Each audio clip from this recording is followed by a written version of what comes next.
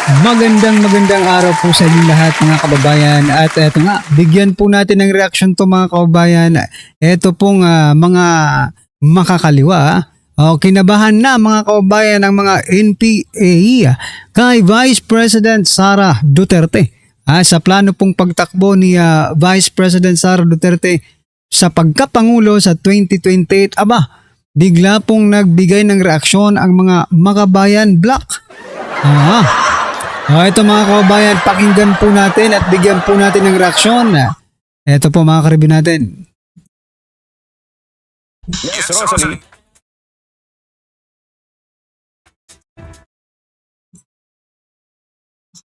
Hindi ito ang tamang panahon para i-anunsyo yung mga planong pampolitika sa 2028. Yan ang reaksyon ng dalawang Makabayan lawmakers na sina Gabriela Women's Party List Representative Sara Elago at Kabataan Party List Representative Rene Co. Matapos nga yung Bawal daw mag-anunsyo ng pampolitika, no? Pangangampanya kumbaga, di ba? Pero nagbigay ba kayo ng reaksyon, no? Kay si John Vic Rimulya nagsabi na, tatakbo raw siya ng presidente. Risa Hontiveros nagsabi rin, tatakbo siya bilang presidente. Nagsalita ba kayo? Hindi naman kayo nagsalita kay Vice President Sara Duterte, ang bilis ninyong magbigay ng reaksyon, ha? Bakit kinakabahan ba kayo? Dito po sa anunsyo, sa announcement po ni Vice President Sara Duterte. Kabado na talaga itong mga NPA. Ayan, nagtatanong po mga kababayan. i-anunsyo ni Vice President Sara Duterte ngayong umaga yung kanyang planong pagtakbo bilang presidente sa 2028 national elections. Kaya para sa dalawang Makabayan lawmakers, may tuturing itong diversion at distraction. Para sa kanila, ang dapat harapin ni Vice President Sara Duterte ay yung mga matitinding aligasyon ng korupsyon laban sa Vice Presidente dahil sa umalimang ng confidential funds nito at iba pang aligasyon ng impeachable offense. Ang Makabayan lawmakers ang endorser ng unang impeachment complaint laban sa Vice Presidente. Kaya naniniwala rin yung dalawang kongresista na dapat maumpisahan na yung impeachment proceedings laban sa Vice President. Ngayon, isa sa Bilisan nyo. Bilisan nyo ma-impeach si Vice President Sara Duterte kasi kapag hindi nyo yan na-impeach, yari kayo sa 2028. Diba? Talagang yari kayo kay Vice President Sara Duterte. Diba? Bilisan nyo naman. Grabe harapin ni Vice President Sara Duterte ay yung mga matitinding aligasyon ng korupsyon laban sa Vice Presidente dahil sa umanimaling paggamit ng confidential funds nito at iba pang aligasyon ng impeachable offense.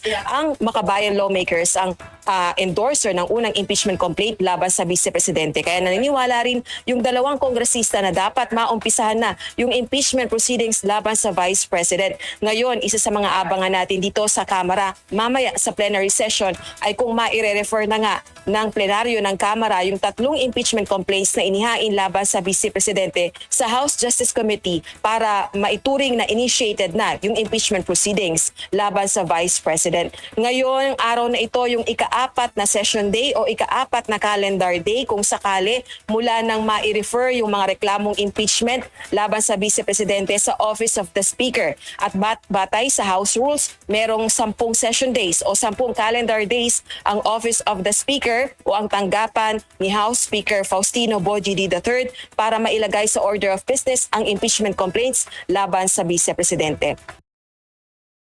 So yan mga kababayan, nabulabog nga itong Makabayan Block, no? At bigla na lang nagbigay ng reaksyon. Sabi po nila ay hindi raw dapat yan ang unahin ni Vice President Sara Duterte. Yan ang magagawa nyo. Hindi naman kayo pinakikialaman ng Vice President, di ba? Bakit? Labag ba sa batas? Na magsabi siya noon, di ba? Sa flood control corruption na lang kayo mag-focus kayong mga mambabatas, di ba? Kaso hindi Kapag Vice President po ang pinag-uusapan, biglang sumusulpot itong mga makabayan, no, mga karabin natin. So ito po ang naging komento mga kababayan. ng ilan po sa ating mga kababayan patungkol po sa video ito. Ito po mga karibin natin ang naging komento. Sabi po dito mga kababayan na takot sila kay Sara, no? Takot na sila kay Sara na nagpresidenta sa 2028. Ayan. Wala silang pakialam, at least alam nila na natatakbo si VP Sara at hindi sila mapraning dyan. Total sobra silang gigil sa paghain ng impeachment kay VP Sara kasi ayaw nila makatakbo si VP sa 2028. Correct. Ayan panic mode. Alright po.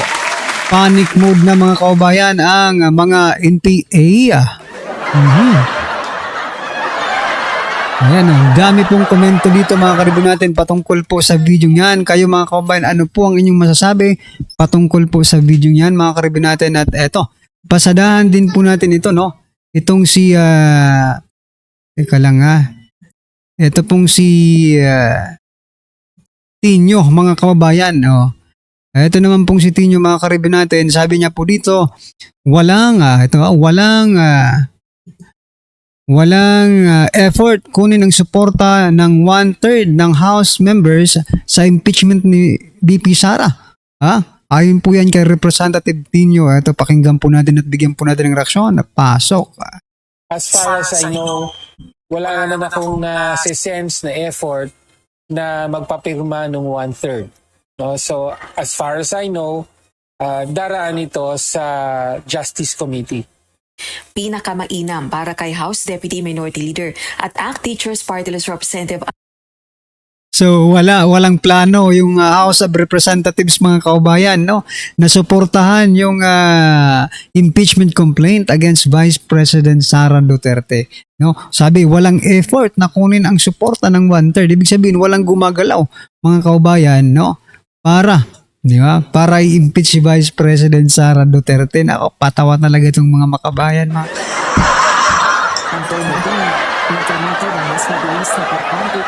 Magsimula ng impeachment laban kay Vice President Sara Duterte. Ito ay sa pamagitan ng pagkuha sa suporta ng 1/3 ng House members sa isang draft ng Articles of Impeachment.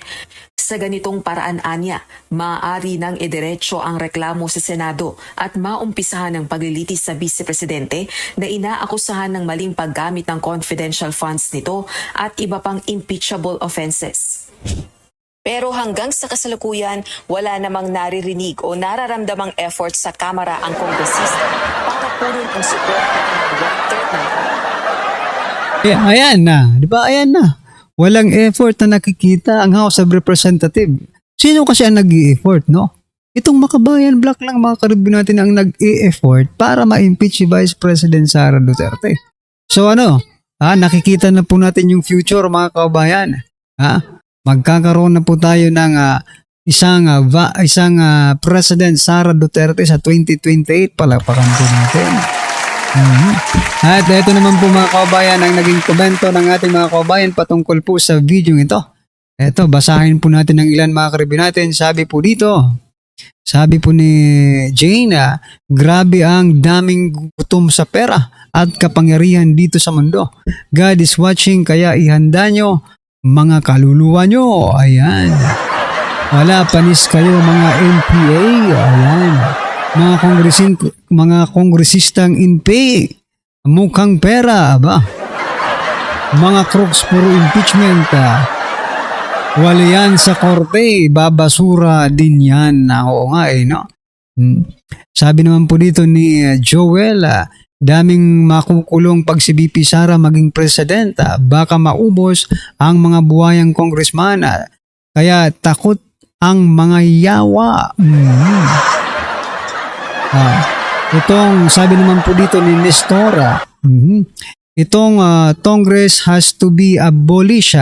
Compare conti funds ni Marcos against Sara. Too big difference. But still want BP to be impeached. So corrupt they Congress want to be paid ayuda for their signature. Totoo. sinong pipirma? Hindi nga yan yung tanong mo. Sabi po dito ni Mada, no? Sinong pipirma para alam namin ngayong 2028 election? Ayan, palakpakan po natin. So, very, very good strategy mo. Para ngayon pa lang, kung sino man po yung mga pipirma, sasalain po natin. Tapos, yun po ang hindi natin iboboto pagdating ng panahon, di ba? Yan mga kababayan, ano po ang inyong reaction dito mga karibin natin? Just comment down below. Yan, maraming salamat po. Please don't forget to like and subscribe. Maraming salamat po.